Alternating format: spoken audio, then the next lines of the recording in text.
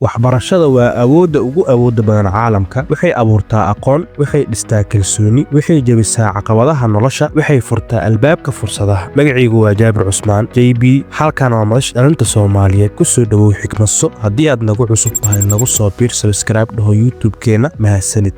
halkan waxaan kugu soo gudbin doonaa 10 jaamacadood ugu qadiimisan caalamka. ku soo dhawow mowduuceena maanta.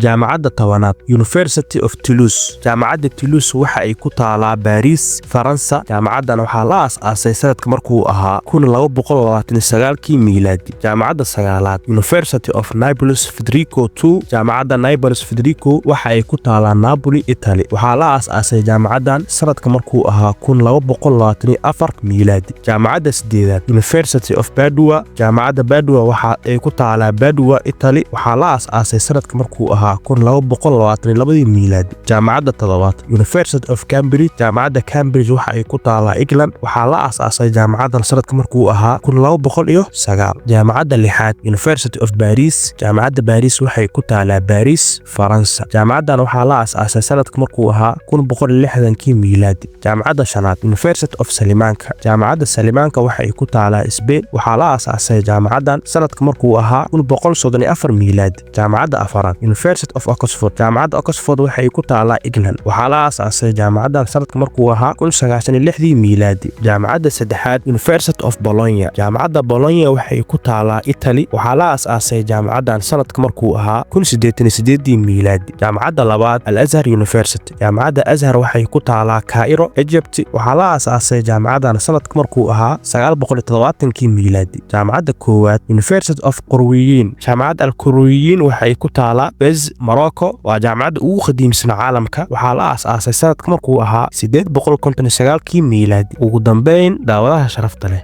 adiga daawanaya muuqaalkan jaamacadee ayaad dhamaysay? haddii aad ka heshay muuqaalkan like share dheh asxaabtaada la wadaag. intaan muuqaalkan lacinaha ku kulmi doono, waxaan idinkaga tegayaa nabad iyo horumar.